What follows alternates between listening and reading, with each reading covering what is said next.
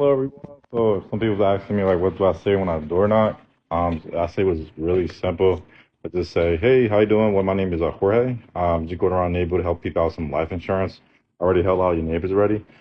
Just asking you have life insurance, ma'am.